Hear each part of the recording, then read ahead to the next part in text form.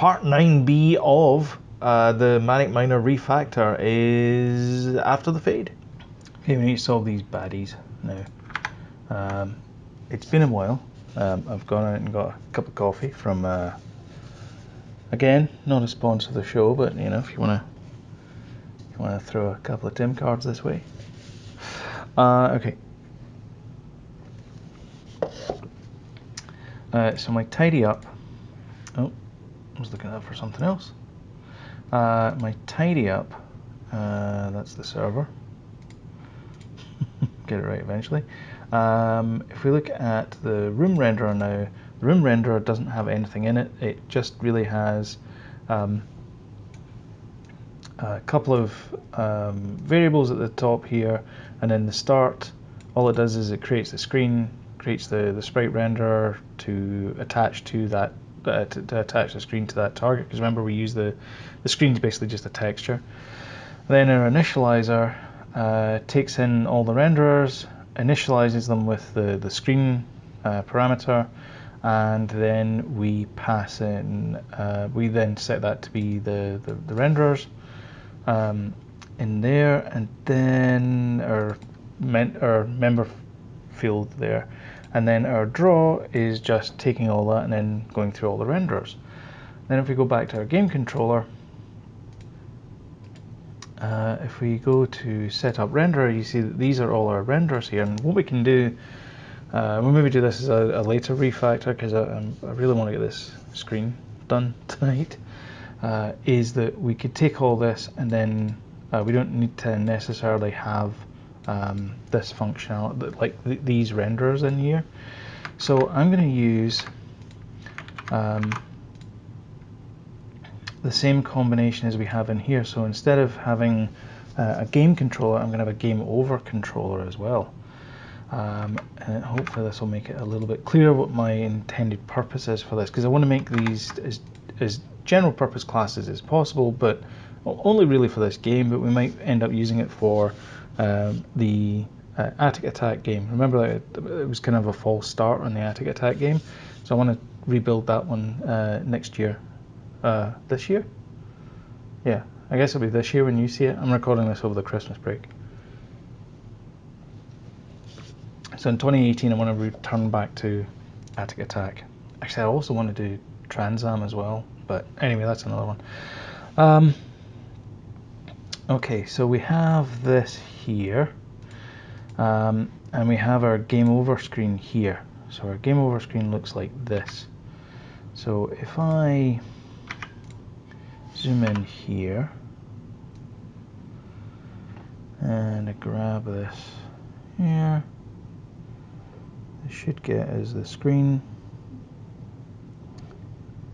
That sounds about right.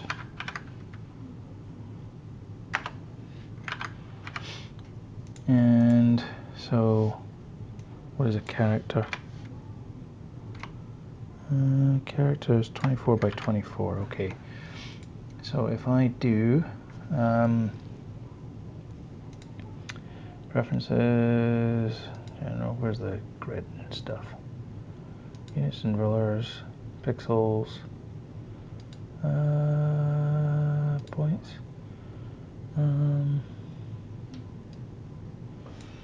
24. Oh, that's not right, is it? Grid, that's the one. Grid line every pixels. 24. Okay. So our grid line is I can never remember what these things are. View, show, grid. There we go. There's our grid there, and that's 4 subdivisions. So where is that? 4 subdivisions. I'll make that 2 subdivisions, and that way we can get a sort of position there. Okay. So this now makes it sort of kind of sensible as to see. Let's make it a little bit better.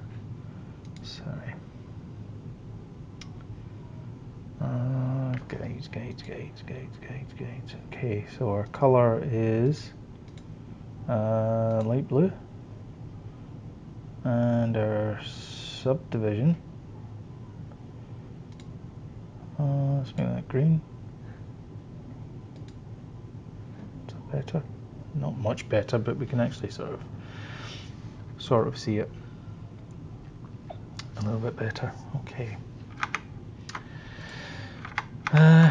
Okay, and so I'm going to do save scene as, and then this is going to be scenes, and we're going to call this game, and we'll call this one game over. So we'll have that as game over. So now, if we go to our main menu, debug main menu, and we'll grab our button, duplicate it, and bring that down there, and change that to show game over, and then we can change this to, where's our button? So inside here we have our room store test, we can change that to game over, and then we go back over to our game over, build settings, and then we add our open scene to that, and then that adds it to our game over. Okay, so game over. Spectrum screen, so we don't need that. We don't need game, we don't need that, so we can remove that component there. We need the rest of these. Okay, and what I want to have is I want to add a new C# script called game over screen controller. Okay, and we're going to reload that. So the game over screen controller is just going to be our game over screen controller. It's going to be a mono behavior, I should say. And we want to add a renderer there. So this is going to require a component type of room renderer. And so we're going to do bar room renderer equals get component. And then we're going to have minor Willy is just a mob. So remember we have a mob. Minor Willy equals new mob. And then his frames are, we need the room data as well. So we also need to get, what else do we need to get? We also need to get, let's change that from room loader test to game over screen controller. So we need the room renderer and the room store. Okay, so the bar get component.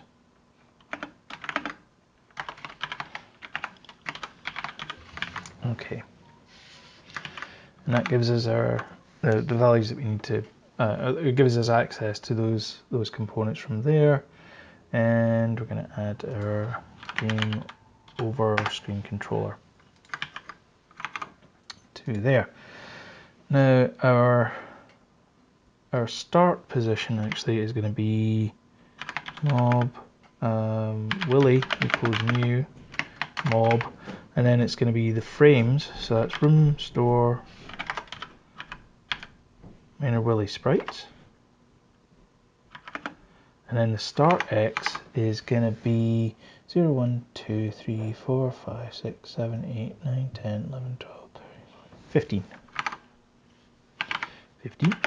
And the start Y is going to be 0, 1, 2, 3, 4, 5, 6, 7, 8, 9, 10, 11, 12. 12.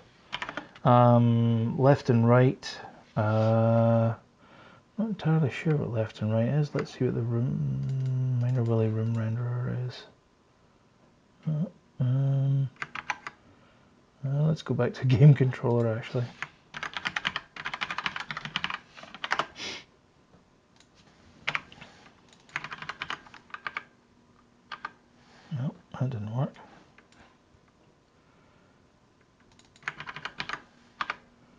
Start, and then it's okay, 4007. Okay, so let's just grab all of these, and we'll go back to our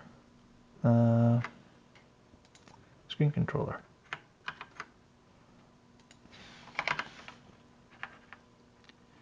And that's that. So then we want to add to that list of renderers. So I'm going to say var renderers equals new list renderer. And what we want to do is we want to add the Manic renderer to there.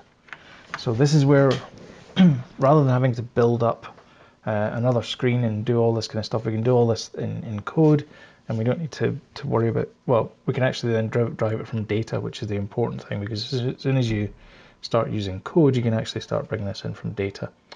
So room renderer dot add init, sorry, and then we want to pass in our renderers. Okay, so that's going to do that.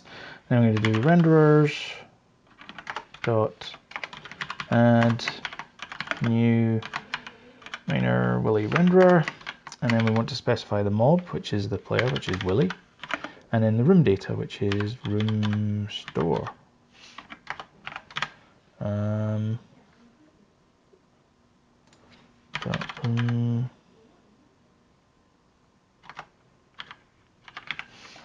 You have to pass in that. Do we need that? I don't think we need that for room data, do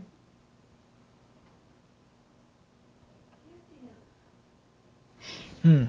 Okay, I think we need to create our own room data for this room. And I think we'll change it for whatever it is. But for now we'll use room 0.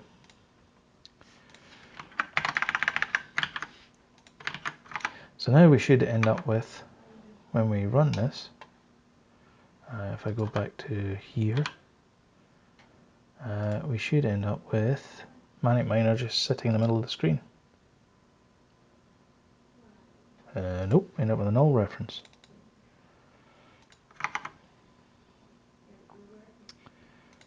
That's not good. So room store is going to be, there's no room store? Yeah, there is. Do I have to?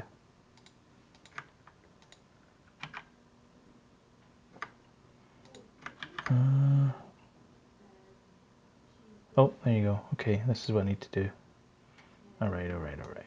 Okay. So let me do this, and let me put this in here. Okay, let me just do that. So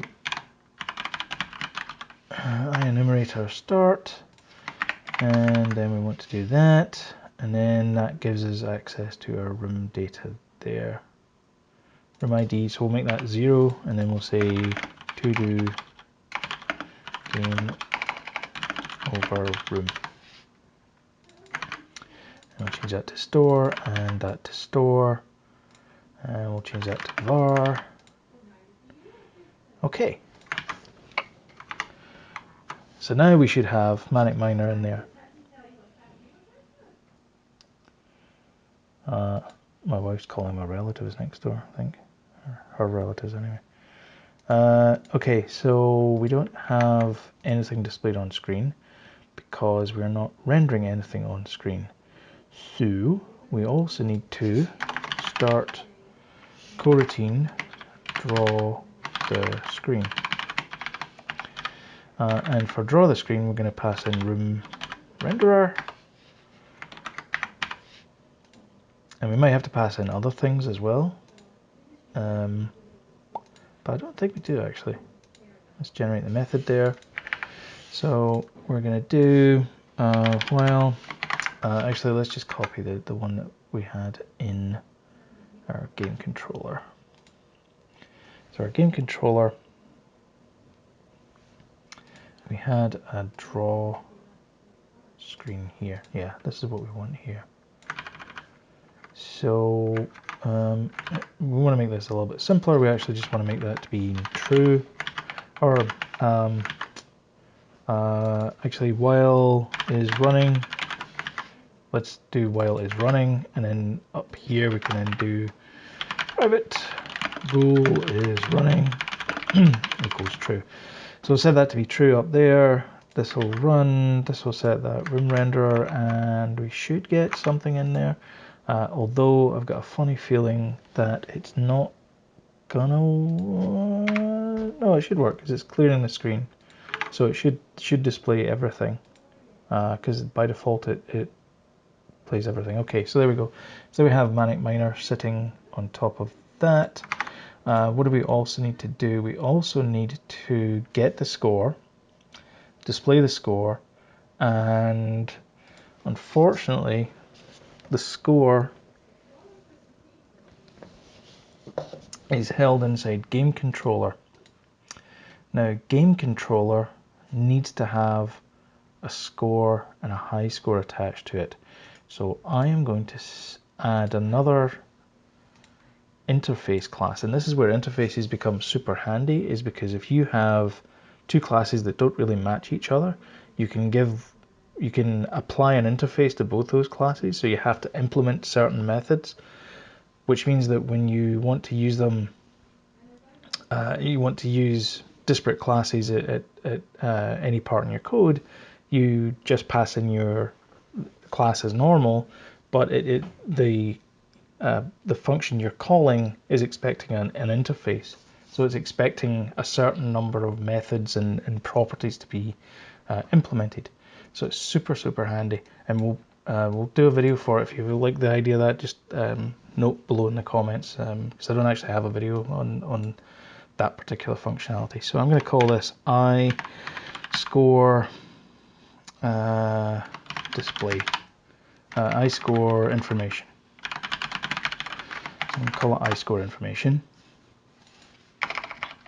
And this is an interface. And the interface is going to be int score get, int high score get. That's it. That is the only interface. That's the only two properties that this interface is going to expose.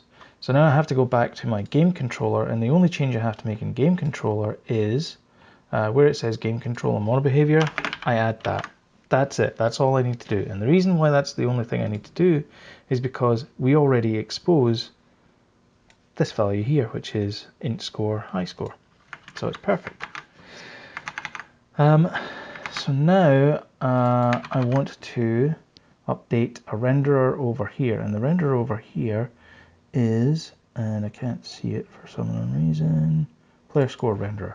So instead of having game controller, I actually want to change that to score information, and nothing else changes. There's no other red signs in there because it knows that we have a high score and we have a score value in there, but I do want to change it to from CTRL to score, so I'm going to call this score info, and I'm going to use my little light bulb over here to rename it, and it will rename everything in that file, and that's the only thing that I need to change.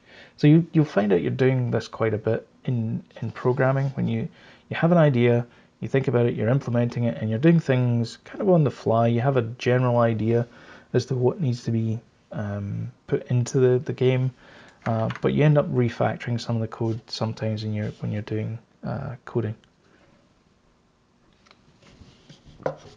Okay, so that being said, we now want to do the same thing for our screen controller.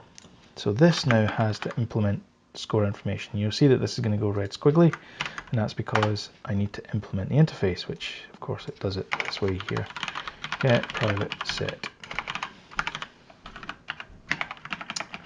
and we'll change that to get private set. Okay, so again now it's not, doesn't have the red squiggly because it's done. And to get the score from here, we're gonna set the values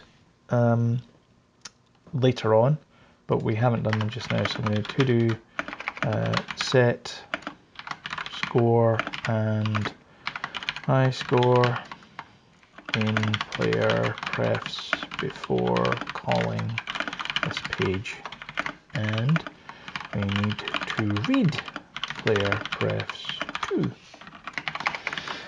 Right, so I'll lump those two together so that we remember how to do that. And what that means though is we can then do renderers,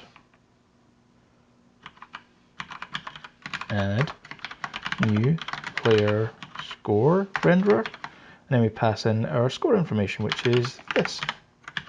And we also need to put in the air supply as well. Renderers, add new air supply, and it is going to be renderer. We need to pass in room data like that, and we also need to pass in the room title as well. So the room title, actually we do know the information about the room that we're getting it from, because game controller, we get it from here. So let me just grab that from here.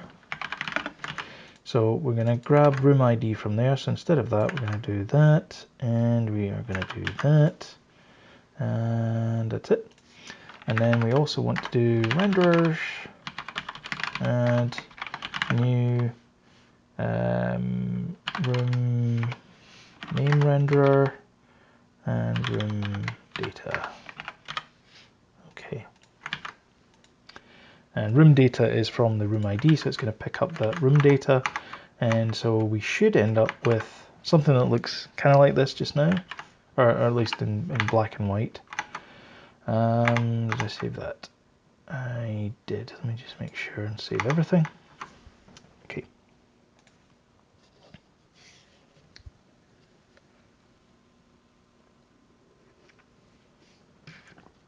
Okay. And now we need to put the boot in, literally. So the boot is a special graphic. Now it doesn't actually move, but I think the problem with the boot is that we don't have per pixel animations vertically just now. So it's going to be a bit herky-jerky, but I do want to see if we can get this plinth in. But I don't know where. Let me see where the plinth graphic is. I think this might be duplicated and then this gets overwritten by it. Let's see what the thing here says. Okay. Where are we? Oh, we want to do this as well. I might make that another video though. The rooms of bidirectional graphics. Special graphics, okay. So 0 holds the swordfish. Room 1, the cold room, holds the plinth graphic. Okay. Menagerie holds the boot graphic. Alright, so we need to get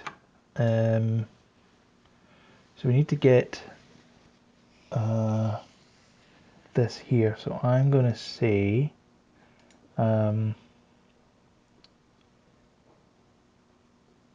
what do I want this to have? I want this to is this cell point? Okay, this is cell point here. Okay, so I want to have an object though. That's a struct, which means it is immutable, which is okay. But do I really want a mob? Actually, a mob would be okay, I think.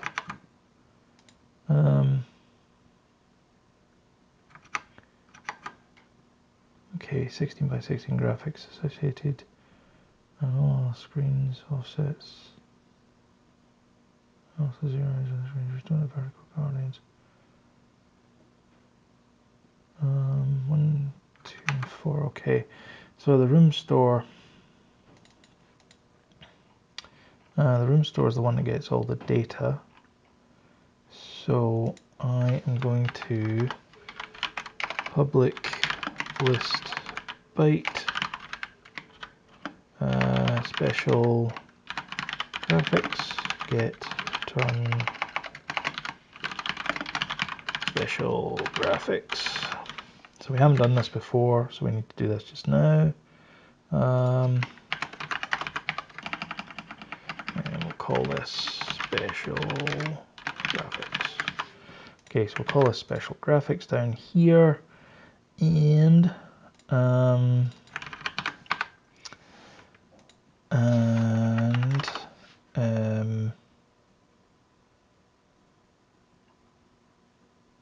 using snapshot importer, sprites, add sprite.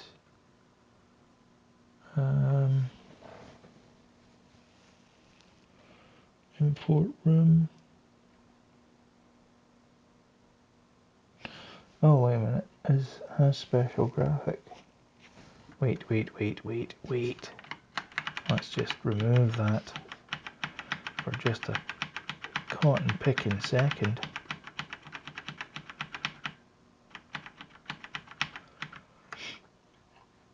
Okay, import room has special graphic. Where's this getting used?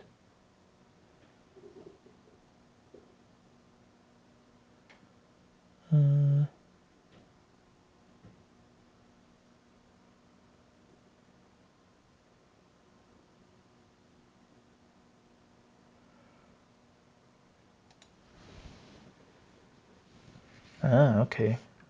Data special graphics. There you go. That's all we need. Okay, so we need a special graphic renderer, but we also need positional information as well. So what I'm going to suggest is we create a class, because we want to be able to update this. And so I'm going to create I need to create a renderer for this as well, but I also need to create a special graphic position. Static object. I'll call it static object. It doesn't really need to be anything fancy, but I'm going to say public int x set, public int y get set, public ilist byte frame shape set, and this is going to take in just one constructor. So public static object, and then it's going to take in ilist byte shape, and int x equals 0, int y equals 0. So I'm going to say x equals x, y equals y, shape equals shape. And I think that's all we need for that. And then our static object, this is now going to have a static object renderer. So I'm going to say more behavior, static object renderer, iRenderer, and then our iRenderer is going to take in public static object renderer, static object so equals so, and then we're going to say screen equals screen, that there. And for this one, I think it is column order. So I'm going to do screen column order sprite. I think this is a column order sprite, but we'll check. And screen dot draw sprite x y columns 2 2 and then sprite data is so dot shape, and that x and y comes from so as well, doesn't it? So.x, so.y. Okay.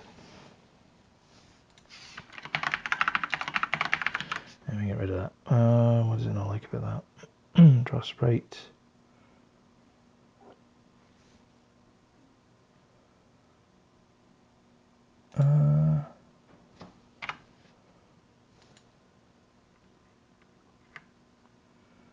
Oh, it's just a byte. Alright, that's why.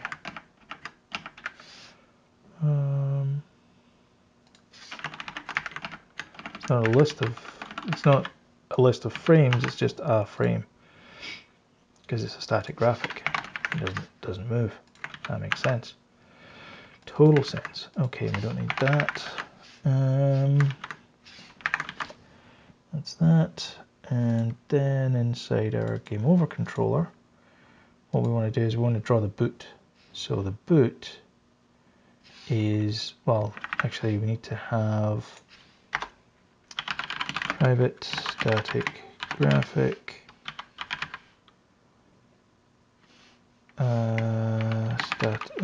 private static object boot equals, we'll set the boot up here, and then we'll do boot equals new static object, and then it's going to be the shape, which is room data store dot special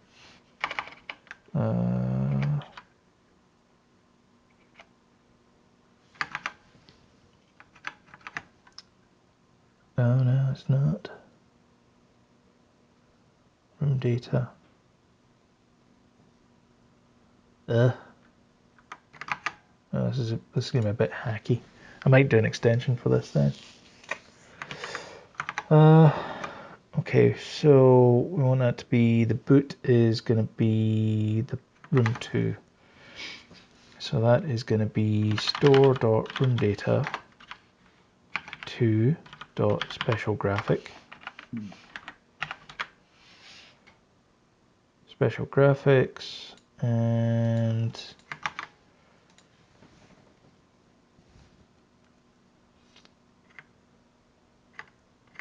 yeah, I've kind of screwed up on this. I think I thought it was going to be more than one special graphic per room when I was doing this, and clearly that's not the case. Okay, and now I want to display this. So I want to do renderers, add new special static object renderer, and then the static object is going to be the boot. And so the boot should appear top left hand corner, if I've got this right. I take a sip of coffee.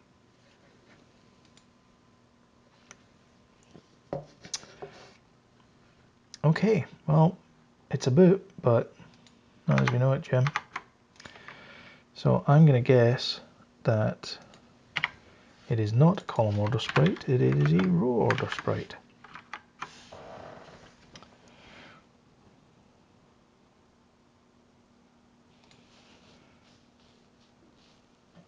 There you go. There's our boot. So we need a plinth as well. So our plinth is going to be, so I'm going to say private static object plinth. Is that how you spell plinth? Sure. Plinth equals new, and I'm going to copy all of this. And our plinth is in room 1. And the other thing is swordfish boot plinth. I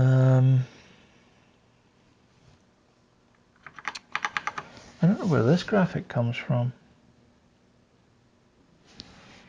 because that graphic clearly is not in that list.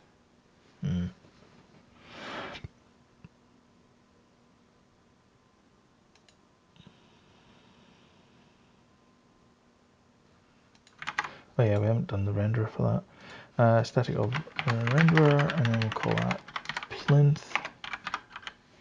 And the plinth is going to be at 1514. So it's going to be directly underneath Manic Miner.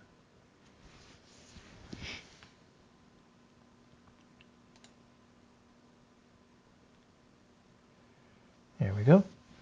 And Willie is actually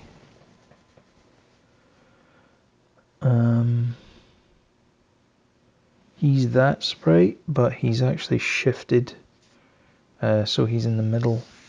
So I wonder if we get lucky and we can actually show the second frame. Let's see. So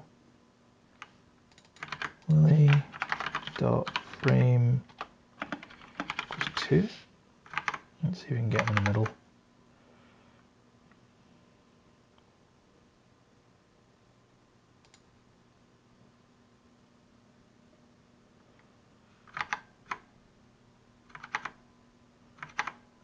By Jove, I think we've done it. There you go. That's him in bang slap in the middle.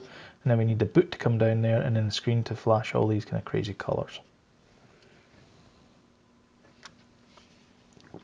And that's a game over screen. Okay, so our boot is going to start at 15, but it's going to be 0.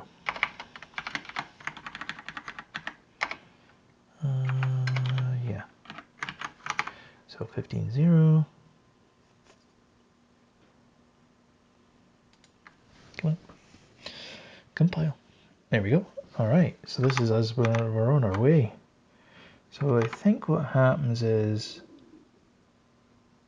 okay, the screen doesn't get cleared. I think that's what happens.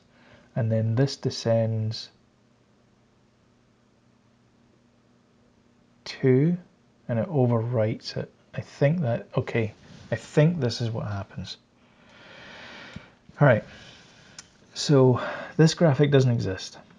We're all agreed on that. Now what I think happens is this moves down and then overwrites the bottom one, so it looks like it's extending all the way down. So let's see if we can do that. So I want to be able to render per pixel, like on the pixel. So I want to do pixel perfect. So I'm going to hack this for just this special case. But where's my ZX Spectrum screen? Spectrum screen. Here we go. Spectrum screen. All right.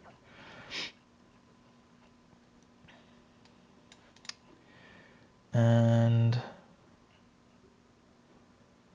I don't want an OR draw. Overwrite draw. Okay, I want an overwrite draw.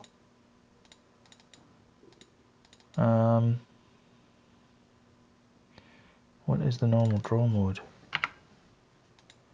Normal draw mode is overwrite. Okay, so what we want to do is we want to do an normal is overwrite. Okay. So we don't want to clear the screen. We just want to overwrite it. So every time we draw the screen, we don't want to clear it, which is fine because we don't want to. We're not rendering any of the blocks, so I think we're good. I think the mode that we're in just now is good. So I want to overwrite draw, on draw, print message. Where's draw sprite? Draw sprite. Okay, draw column order sprite, draw row order sprite. So we're row order sprite. And then XX.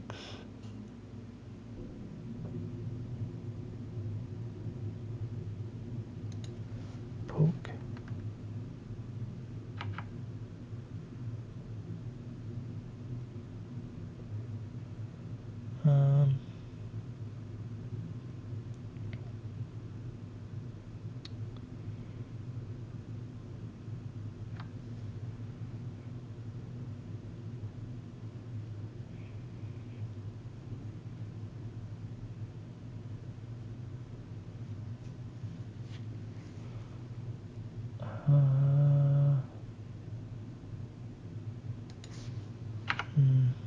pixels.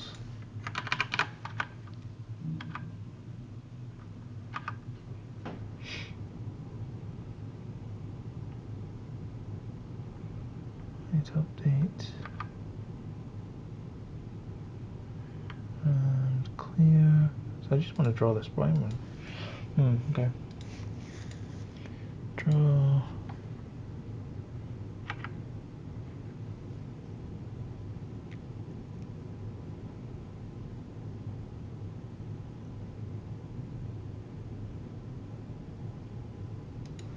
Poke. Why is that?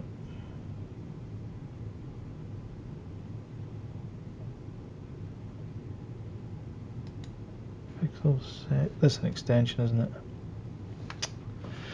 That'll be white. Okay, what's the extension doing? Okay.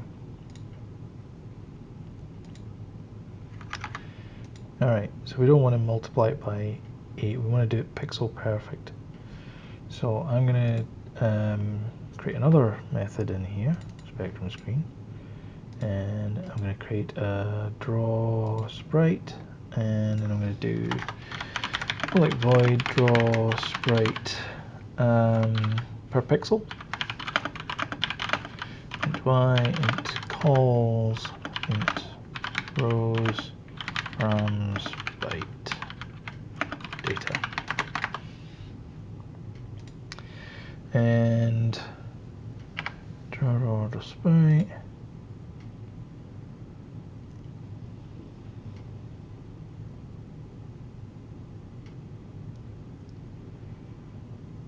And then that is poke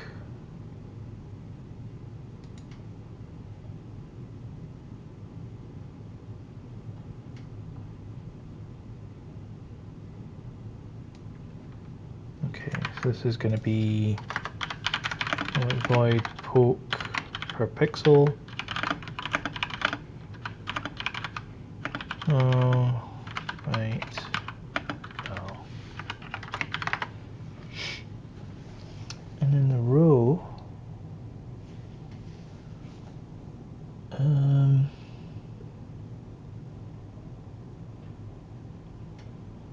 don't want row, I just want to do X and Y per pixel.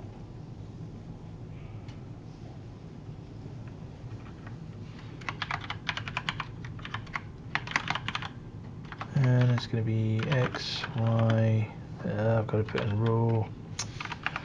Oh, what was I thinking? Making it too much like a spectrum. Y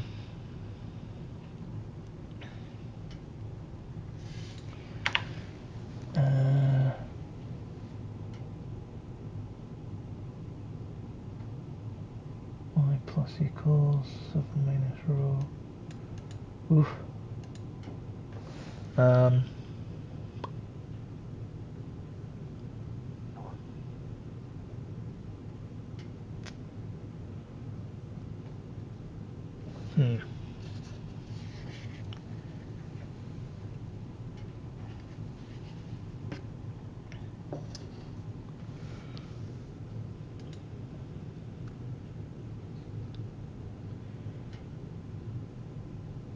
So y is already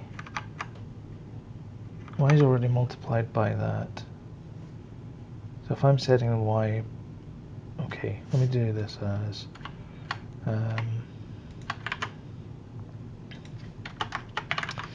set per pixel, and I don't want a row, and I don't need the y there, and that either.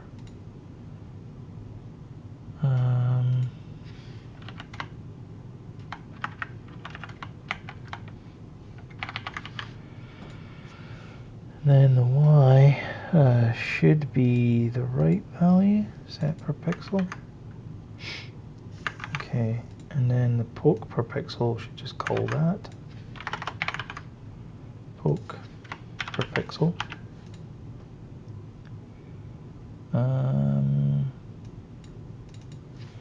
92. Set per pixel.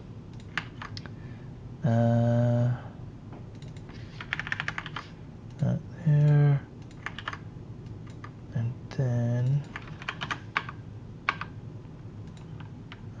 draw a column order, and then we want to draw a row order. Yep, sorry. This makes for terrible television. And then I want to add this for per pixel, because this is going to be I don't need row. Does this still take in row? It does. Yeah, I painted myself in a corner. I'm going to have to think of a better way of doing this. But the problem is I'm kind of stuck with this now. Or at least for the time being. So I made this as close to the Spectrum screen as possible, because I had this idea in my head I was going to do an emulator, which is a dumb idea. But anyway, it might be kind of fun. I don't have a row in there, so I guess I want to pass in y plus row in there, because I want to increase that anyway. And then for draw, where's my draw? Draw pixel perfect. I'm going to do draw row blah blah blah blah x y calls rows data.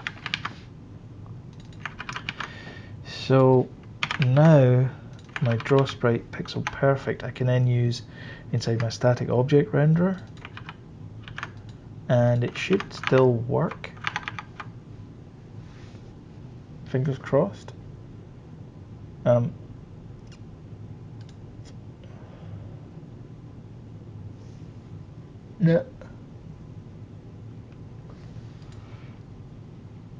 No, something's wrong. Yeah, I didn't like that. X plus 7 minus I.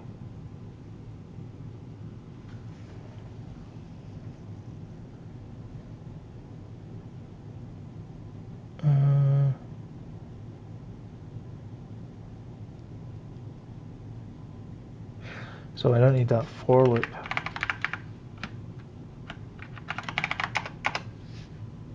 And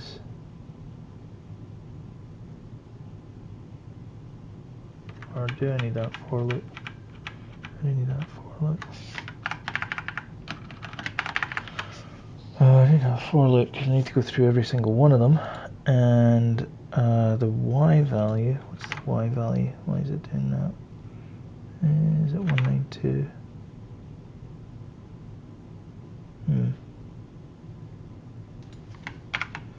So that's probably broken, because it should be 191.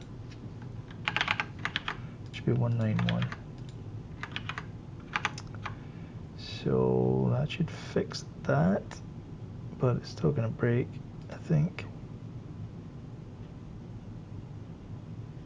Yeah. Yep.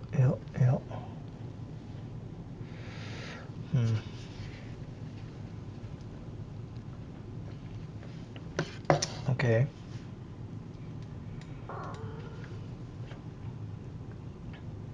The alternative is to have a start row, which is kind of not what I was wanting to do, but I mean, if it makes it easier, let me get rid of this. So if I have a draw, where's my draw sprite? Draw sprite, and then I specify the start row. If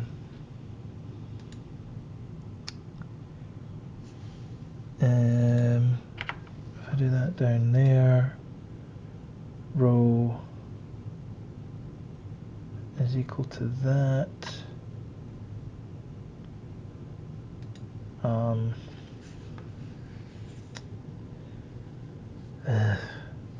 don't think it's an easy.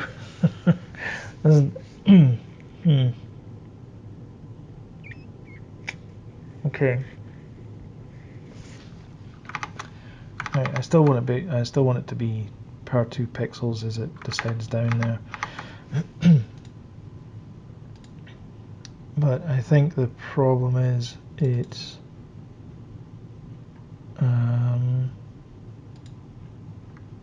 is that column order? Wait a minute. Row order.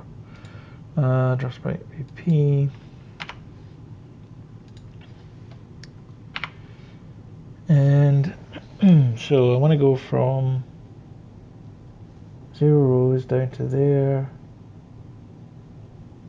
and the data is index, which is fine, index plus 1.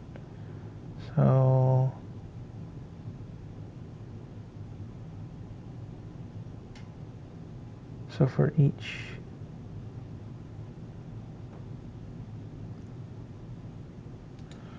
actually, is it maybe damn it. Is it not that way? So I'm going to do each X and then Y. Oh, it doesn't seem right.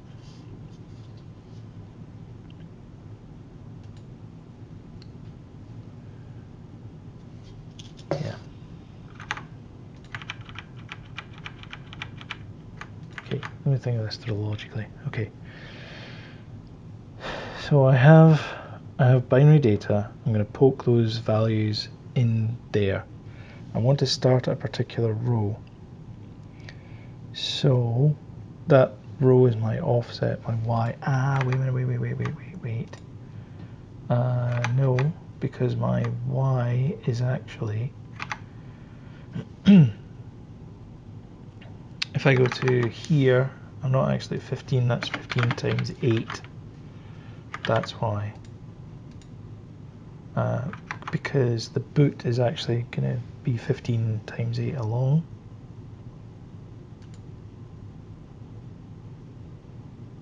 So there's our boot there.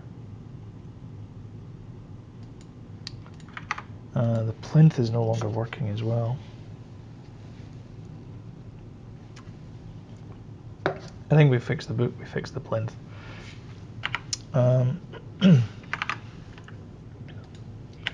So we have that there, sprite per pixel, sprite per pixel. So we're going to go for each row and each column. So the Y is in there, Y plus rows. Okay. Wait.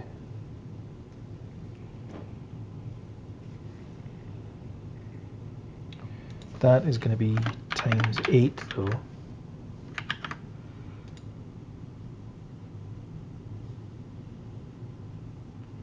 Because we need to, we're always adding, no, wait. So we have our rows, and we have our columns, we have our X's, but in each row,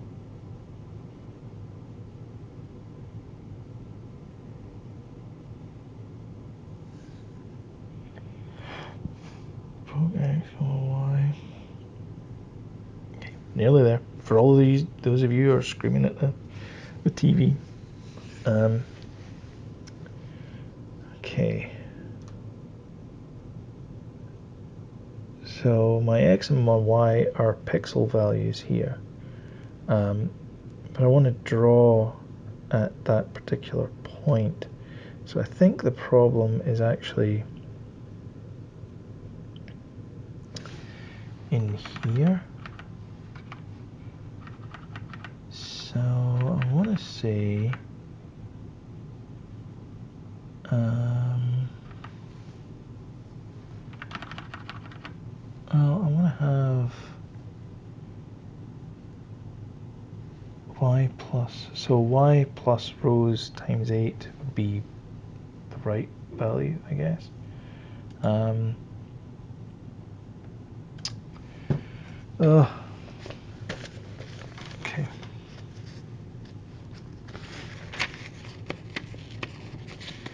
Let me try and work this out on a bit of paper. Alright. Let me see if I can bring my webcam up again.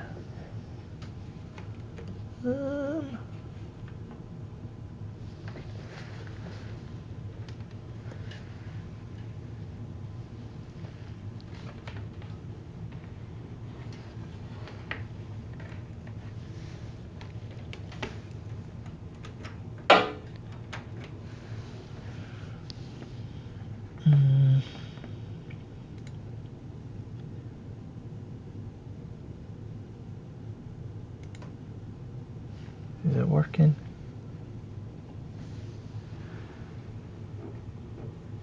No.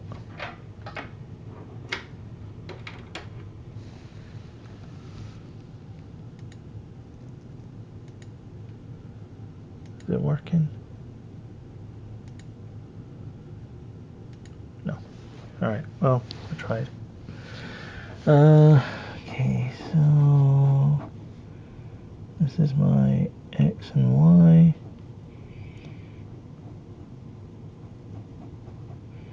These are all bytes. So I'm going to start at this point here.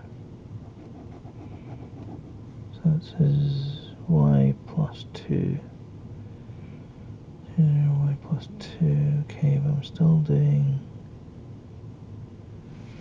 I don't understand why. Row per pixel, set per pixel. Okay, I think the problem is down here. So I want to say Y is there.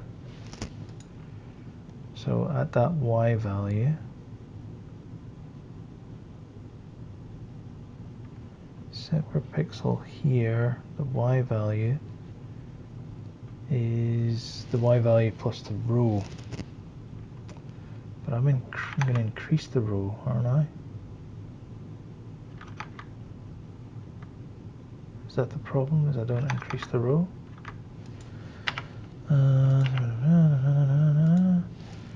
And so instead of row being there, maybe I don't want a for loop. I just want to do row plus and row equals 0. And that.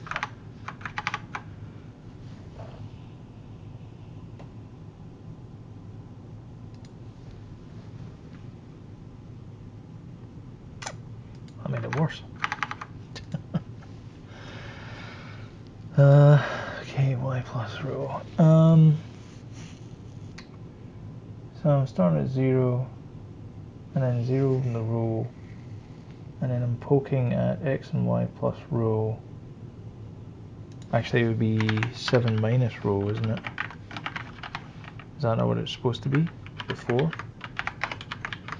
And then row plus plus. Actually, I could make row 7 and then do row minus minus and then just do plus row. And that keeps that honest.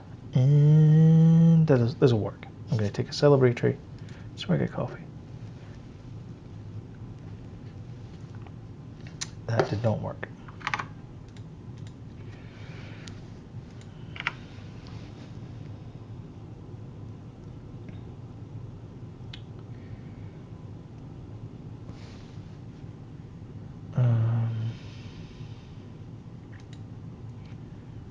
So X and Y is multiplied by 8 there. So by the time it gets into set, it is X and Y. So X is equal, Y is equal to 7 minus row. Okay. And then we're going to go through all of these and then set those values there. So for here, the difference is nothing. I've just taken out the Y value.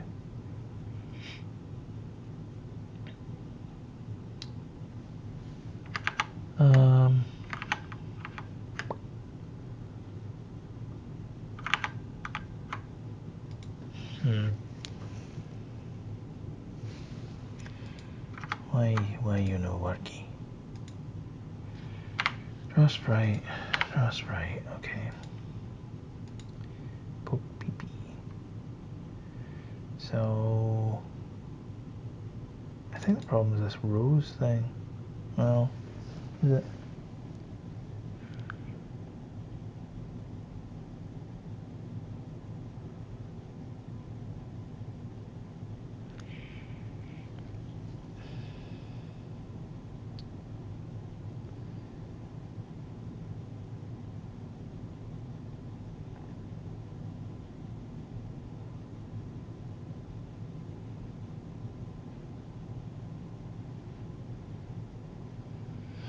Actually, you know what? Let me do this. I'm going to take this and I'm going to paste this, and so I know this works. And if it doesn't work, then that's bigger problems.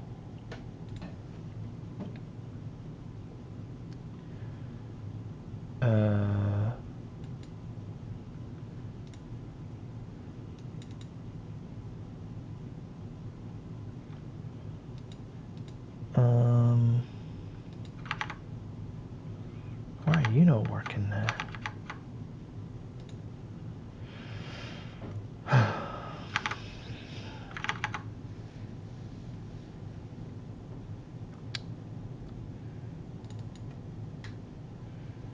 2, 5, what? Why is that 2? 2, 5.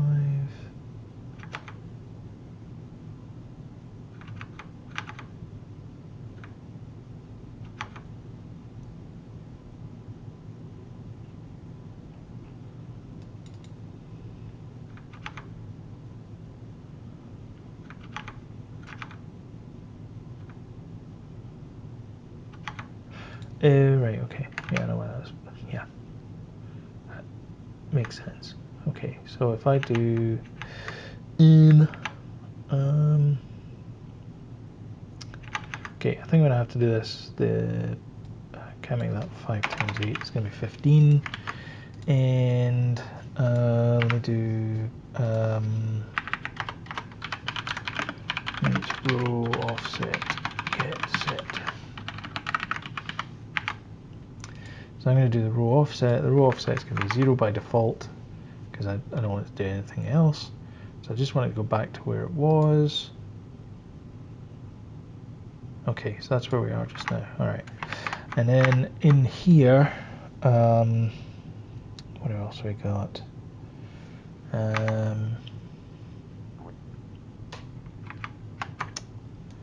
All right, so let's go back to our static object, pixel perfect, and then the pixel perfect one is going to be int row offset. So we're going to add a row offset to this one here, and we're going to specify row offset for here. Int row offset, and then we're just going to pass that in, and we're going to cheat because this video is long enough. It is currently an hour, and I'm probably going to have to edit the heck out of it because it's far too long. And then that's going to be pixel perfect, and that's going to be row so.row offset. That into there, that into there, and then put pixel, and why does it keep going back to there? That one there, that one there, and put pixel row offset. Okay, int row set byte. Okay. And then y is going to be plus row offset.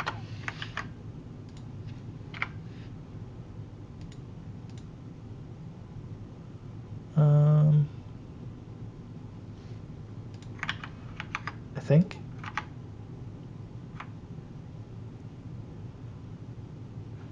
Row offset.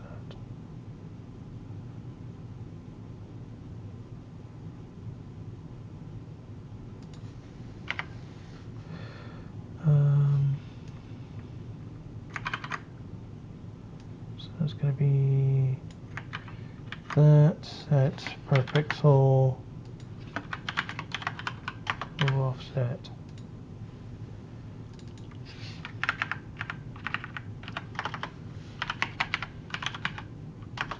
Row offset, okay. And row.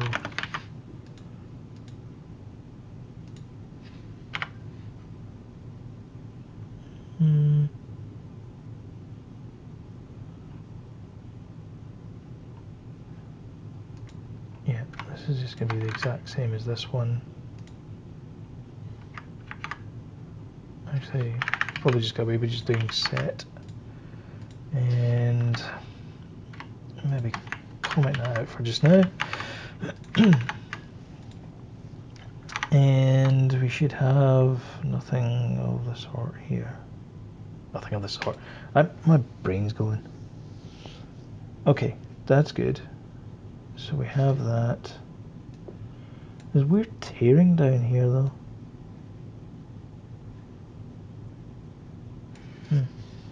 It's okay. I want to move this down by 2 every frame. So I'm going to create, where are we? Inside here, I'm going to create a start coroutine, drop the boot, and I'm going to pass in boot as well, just to be on the safe side. And I'm going to do yield return while is running. Boot dot row offset plus equals 2 if boot dot row offset equals is greater than or equal to 8, boot dot row offset equals 0, boot dot y plus plus. Yield return new wait for seconds 0.25. So I'm going to wait for a quarter of a second, and then we're going to drop the boot. And if boot dot y equals, and that is going to be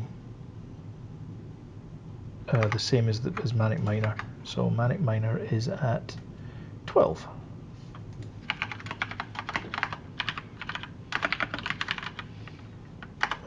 Yield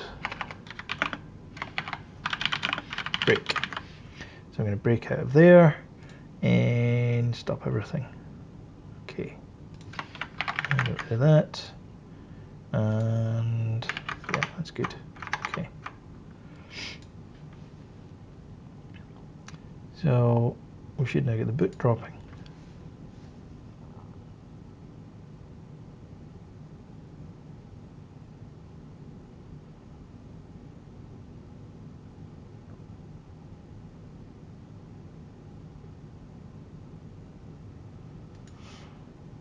A partial success. Okay.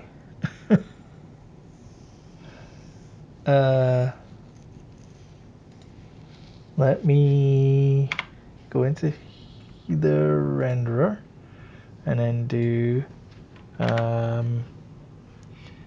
7 minus that, and then that should put it down the way, and we'll make it a little bit faster, but it's not overwriting.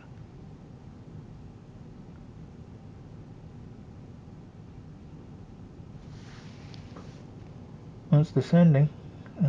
So is Willy, and we're also getting errors as well.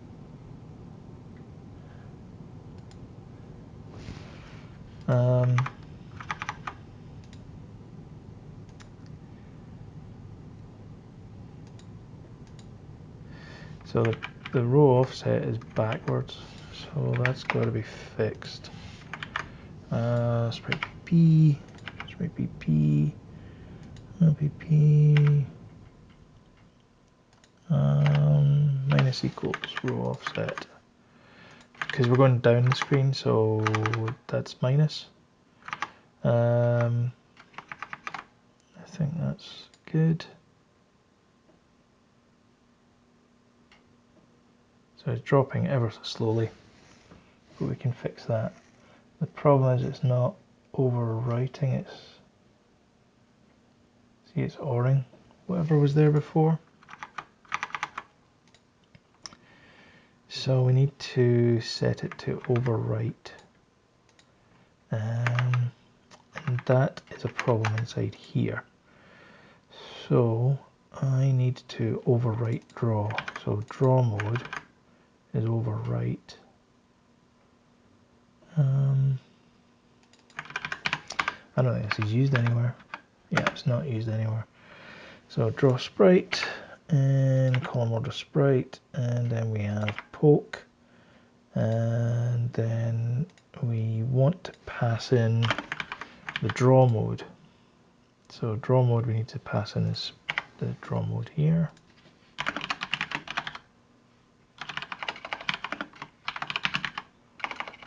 Draw, let's call it mode, and include that. Equals true. What we will do though is we'll say draw mode equals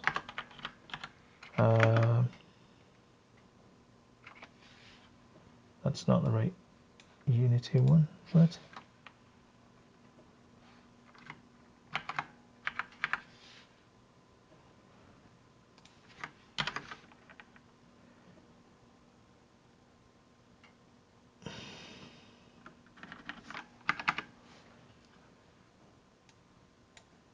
let's call it overwrite.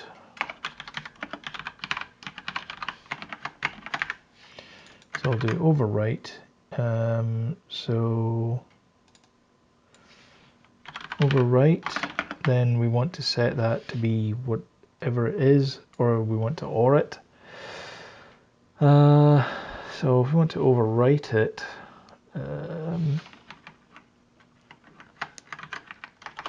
let's do if overwrite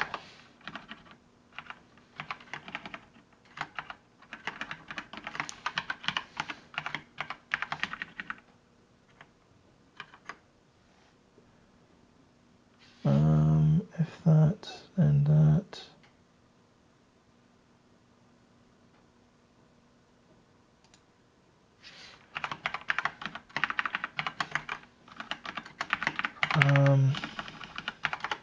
Else if overwrite arx plus 7 minus I comma y equals false. So we want to set that to be overwrite, and draw mode equals overwrite.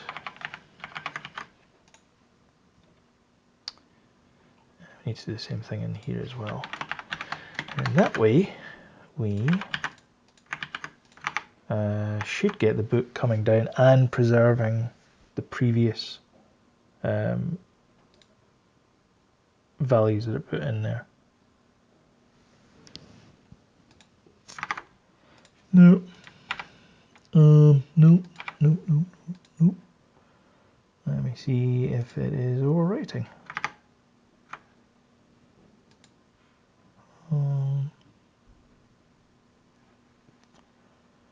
Draw mode is overwrite. Okay. So let's see if this ever hits. It does hit.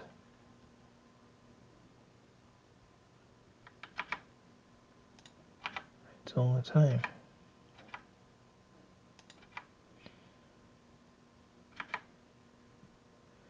So is this clearing the screen every single time?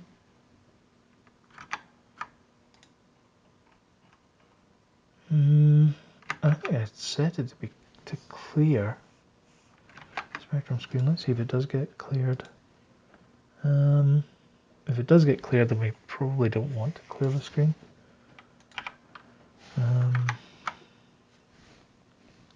Because I want to preserve what's there. Ah, okay, here we go. Oh, I think it gets cleared every single frame. Let me check here. Oh wait, okay, it gets cleared there. I think it's cleared on here. Aha. Okay, so that's the room renderer's fault. Okay. So I'm going to say if clear screen, clear the screen. And then I'm going to have a public tooltip.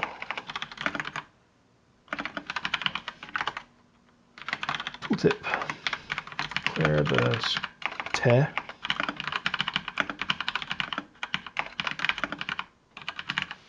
So clear the screen before each redraw. I don't want that in mine because I don't want to clear the screen. So I'm going to say room renderer equals false. And clear screen, it doesn't have that tooltip against it, but we know what it is. We know what it is. So there we go. And this should overwrite Manic Miner as well.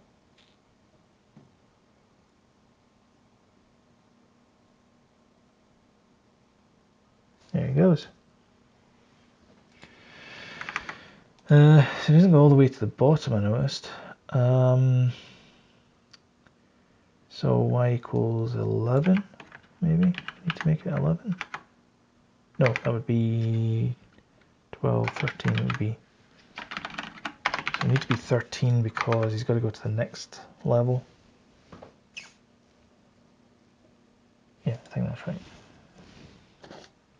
And we can speed this up as well. Get the background to flash.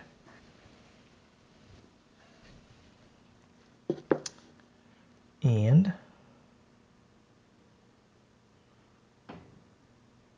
oh dear.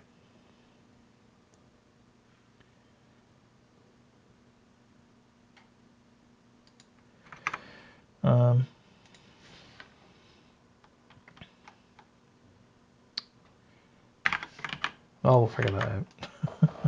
Let's get the flash in there. So I want to clear the screen, so I want to set the attributes. Start coroutine flash the screen.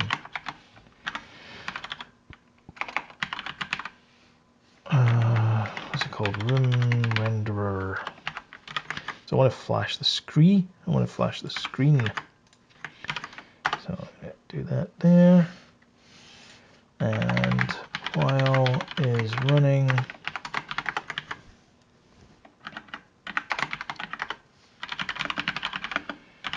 wait for seconds, and it's going to be 0. Well, it's going to be like a fifth or something. So, or a third of the screen, 0.333, something like that.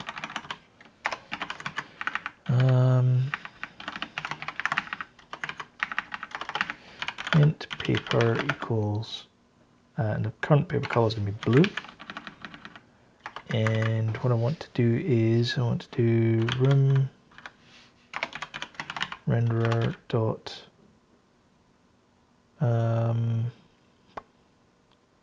set attribute. What's it called? Room renderer.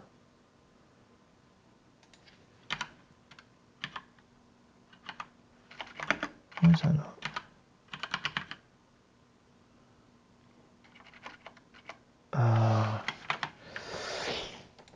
Because it doesn't let me have direct access to it.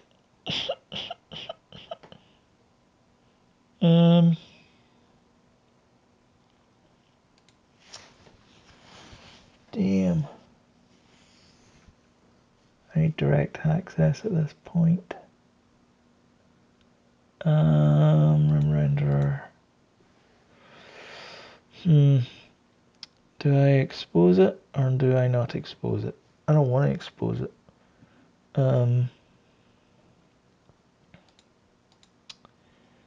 Maybe I can be clever about it. Or maybe that's for another video. I think that might be for another video. Okay, let me do that there. So drop the boot there, and I'm going to wait, instead of a quarter of a second, I'm going to wait a tenth of a second, and then move everything down. And so the game over screen should appear.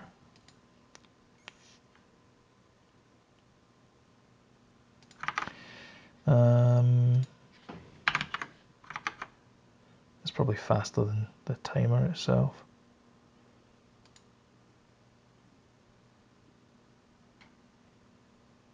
Yeah, it's good enough.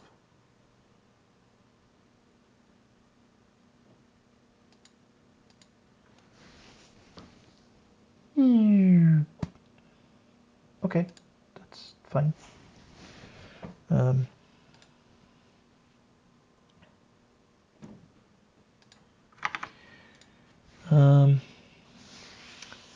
What I want to do is I want to cheat.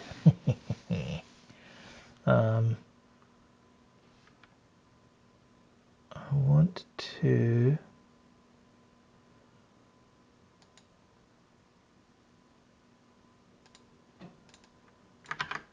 want to set this to be dot offset equals 6. 6, 7, yeah, I think that's right. I just want to snap it to the end there, just to see what happens.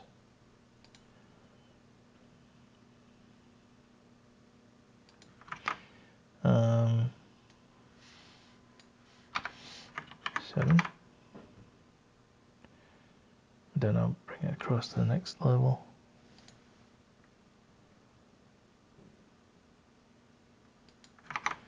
It's making no difference. Oh, because it does that there. Actually, I don't want to. Actually, that's got to be true anyway. So maybe I'll set that to be 5. Arguments inside head. Not thinking straight. Wondering if mic was on. Yeah,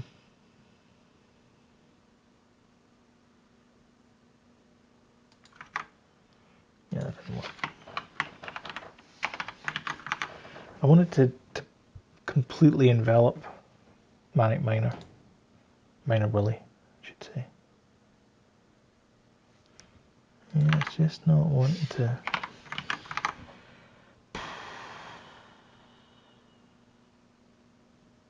I should probably find out what the offset is when it breaks.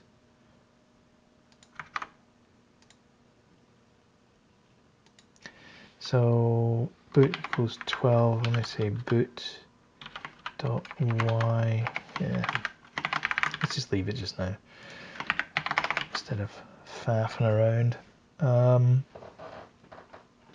Okay. Right. I really do want to get the color in here. So maybe I want to have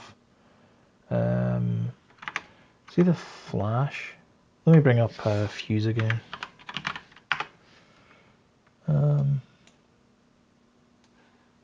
And die a couple of times. Open minor and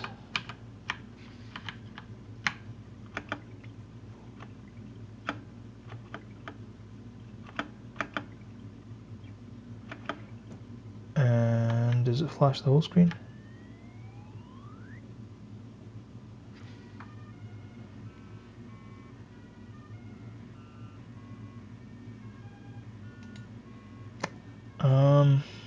Okay. So it doesn't flash the whole screen. Where's the set attribute? Okay, so set attribute X and Y. Do I have a fill attribute? Fill attribute. Okay, I do have a fill attribute. Perfect. Okay, so I need to set this fill attribute here but I need to be able to do it from the room renderer. So I'm gonna cheat. Public void fill attribute. Actually, flash screen flood fill. I'm just going to call it flood fill int paper color. The ink color is going to be 7, so always going to be 7. So I'm going to say screen dot fill attribute, and then the attribute is going to be at 0, 0, and the width is 32 because it's 32 characters. The height is going to be 15 because it's pretty sure it's 15. 1, 2, 3, 4, 5, 6, 7, 8. Well, he's 15. That's 13, 14, 15. He's 12, 13, 14, 15. Yeah, 15. 15, and then the paper color is ink is 7, and paper is paper color. And that is the flood fill. Okay, so now we want to go back to our Spectrum screen. Not our Spectrum screen, our Game Over controller. And then we want to, actually this is going to be 0.01 as well. We want to say room renderer dot fill paper plus plus if paper equals 7. Can't do that. If paper equals 8, paper equals 1. So we're just going to go, and then eventually I want to reset that to black. So I'm going to create an enum here. Enum game over state boot drop game over. Okay, so the game over state instead is going to be this over state dot boot drop. So our initial one is the boot drop, and then flash the screen. So while game over state equals boot drop, do this room renderer dot flood fill, and then we're going to pass it back to 0, and then we're going to say well true, and then we're going to have game over state equals game over. So that's going to display the game over message once it's finished, and then that's going to stop the flood fill thing. Okay, and this should be sort of on our way to finishing off.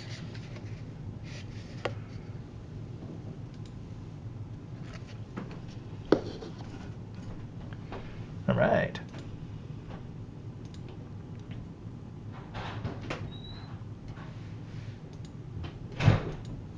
Oh, it's actually, oh, that's weird.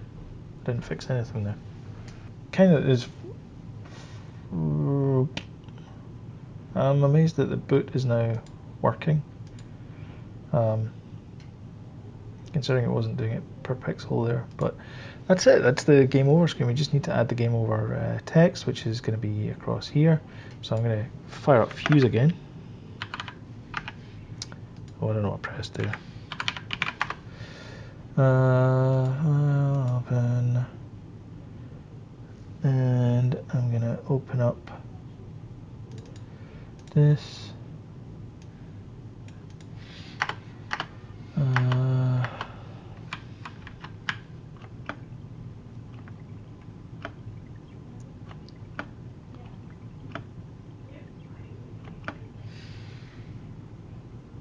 Let's see where we are at. Okay. So I'm going to paste that in there. V.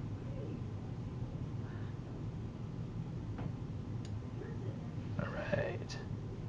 So it's kind of offset from here.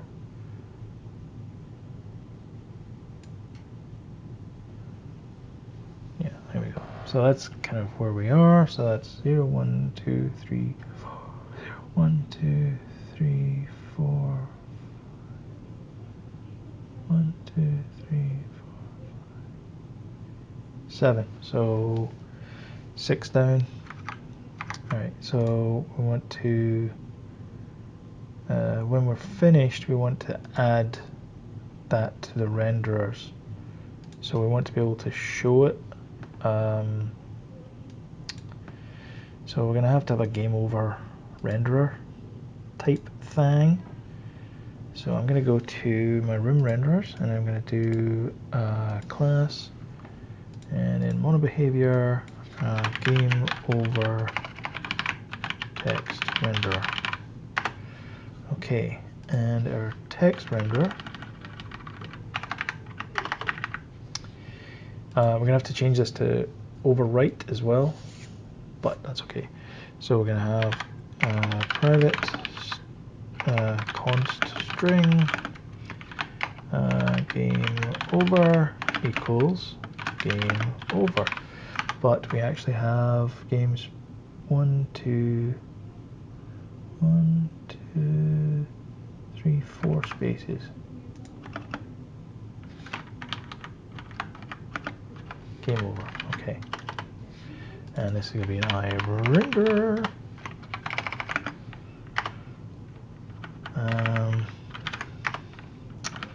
And we don't need much for this. We just need to have screen equals screen, and then add our field. And then in the draw, we're going to, well, we need to render the paper color. So the paper color is going to be for each one of these values here. So I'm just going to create random values and then inject them into this. So we'll probably cheat for that. So I'm going to do public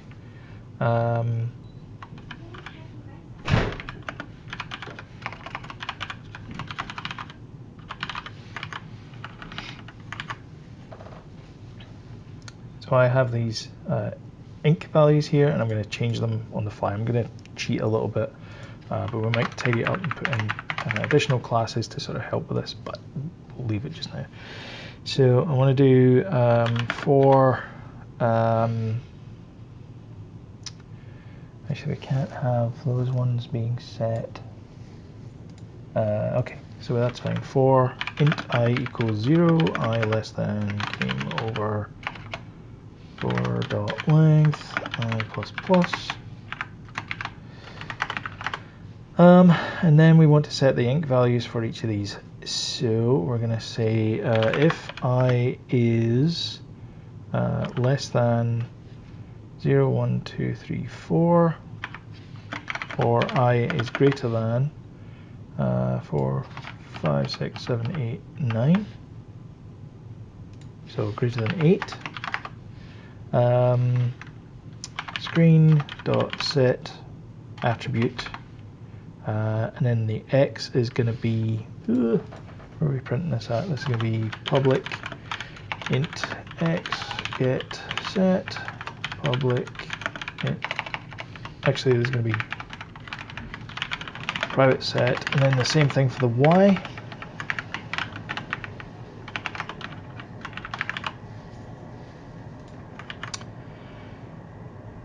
So set attribute X, Y, and then we want to pass in the ink, which is going to be whatever the ink is. So it's going to be ink I, the paper is going to be black, and then the rest is going to be the same. And then we want to do screen print, and the message is going to be at X, Y, and then the message is going to be game over. And that is our game over message. So what this here does is it doesn't set the attributes inside here. So it just stops us from overwriting the colors in here for whatever random values we've got. So we're not overwriting the values inside here, which is part of the boot that falls down is actually in this column here, or these columns, these two columns. It's a game over text renderer. Okay, so we want to go to where are we? Minor Willy. That's that one here. So I'm going to say private game over text, and game over text equals new game over text renderer. It doesn't take any parameters in there, but we do need to add it to our renderers.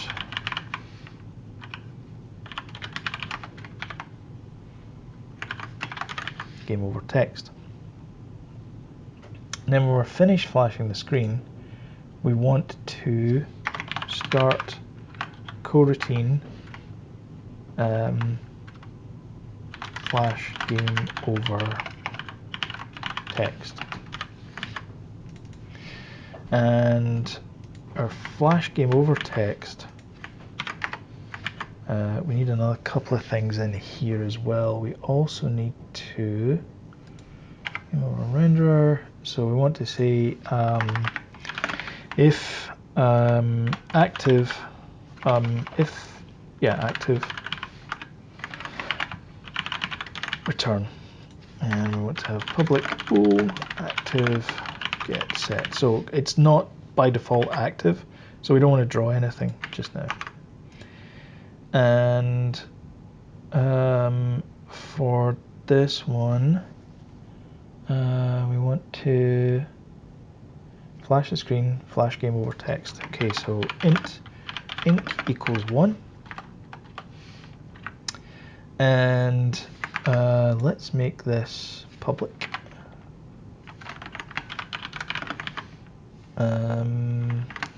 Static. Let's make it public static. Read only. So we can only read it out. We can only read only. And the reason why I want to do that is because I want to be able to have access to the length of it. So I'm going to say int inks equals new. Sorry, this is going to be var inks equals new int, and we need game over text dot game over. Oh yeah, it's game over text renderer dot game over dot length, and then we want to say while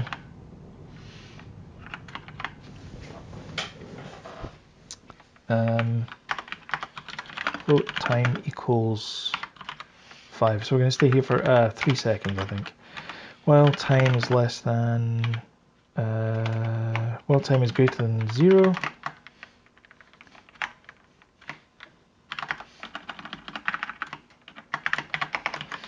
So while time is greater than 0, time plus equals time dot delta time. And then we want to set these inks up. So we're going to do for int I equals 0, I less than inks dot length I plus plus.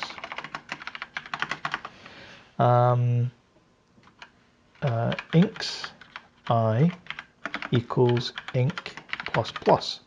So we want to add to ink and then move on to the next value. And I want to say if ink is greater than 7, ink equals 1. And it's going to have a semicolon there. And then we're going to do game over text dot inks equals inks, and we want to set this to be active to be true. Game over active equals true. And what else do we need to do? We need to do yield return null. So we're just going to return null from there because we don't need to do any timers, I don't think. And yeah, so that should be the the game over screen. We need to specify the X and Y values though, so that's going to be 0, 1, 2, 3, 4, 5, 0, 1, 2, 3, 4, 5, 6, 7, 8, 9, 10. So game over text equals 10, Y equals 6, I think. That's what we said it was.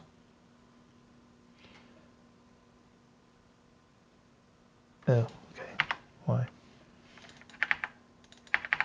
There we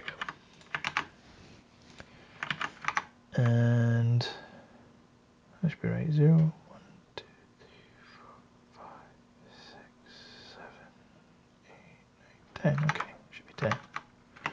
I think actually it does make it black at one point, but we don't need to have it as black. Or do we? So see, this is drawing over the top there. And that's only drawing over that value there. So draw, and then we want to do screen dot draw mode.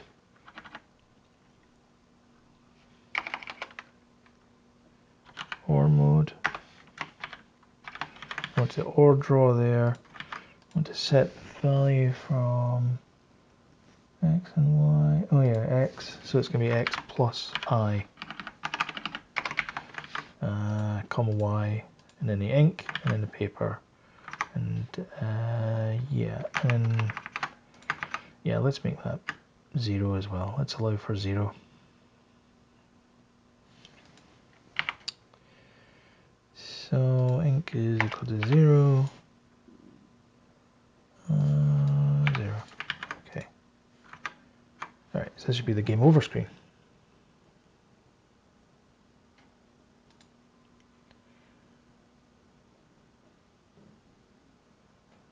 There we go.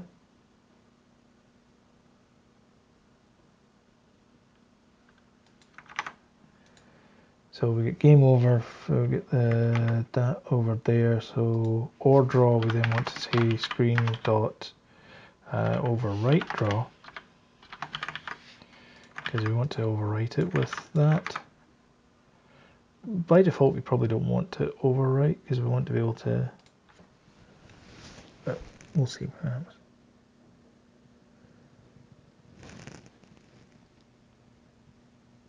So what's wrong with this picture?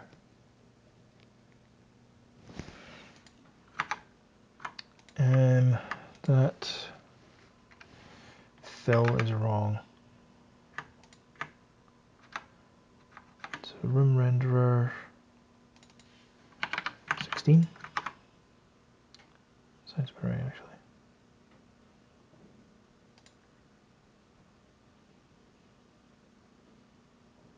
There we go.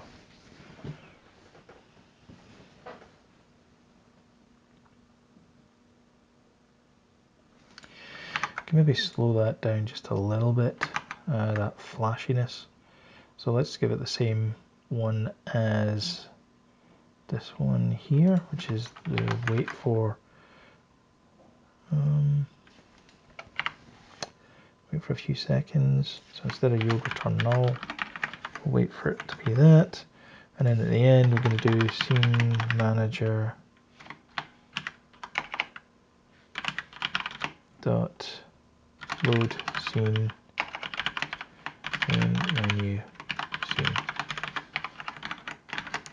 and main menu scene is just going to be main menu. Main menu equals main menu. Right.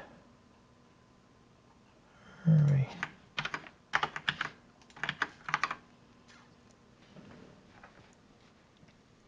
I think actually it's not called main menu, is it? It's called something else. Debug main menu. Okay, so we want to change that to debug main menu. There we go. So now you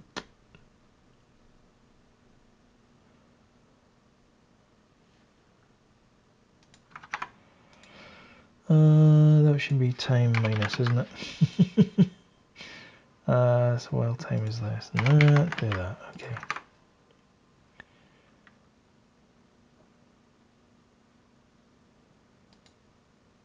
Now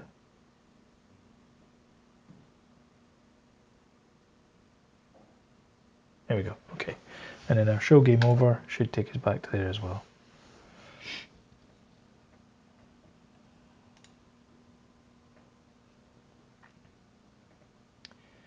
Cool.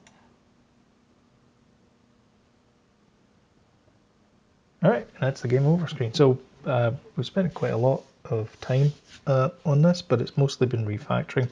I hope you've enjoyed it. Thank you all so much for watching. If you liked this video, please feel free to subscribe. It's up there somewhere. There's a little bell icon as well. You gotta tap. If you haven't already. Again, no obligation, as I keep saying in other videos. If you liked the video, thumbs up. If you didn't like the video, thumbs down. Please leave a comment below whether either way, just to let me know what you liked about the video, what you didn't like, that kind of thing. And yeah, I hope you're enjoying this series of this retro remake in Unity. It's a little bit different. We're not using sprites. We're using like direct screen manipulation. So it's been fun for me anyway. So I hope you guys are enjoying it. And thank you very much for watching. And I will catch you in the next video. Thanks. Bye bye.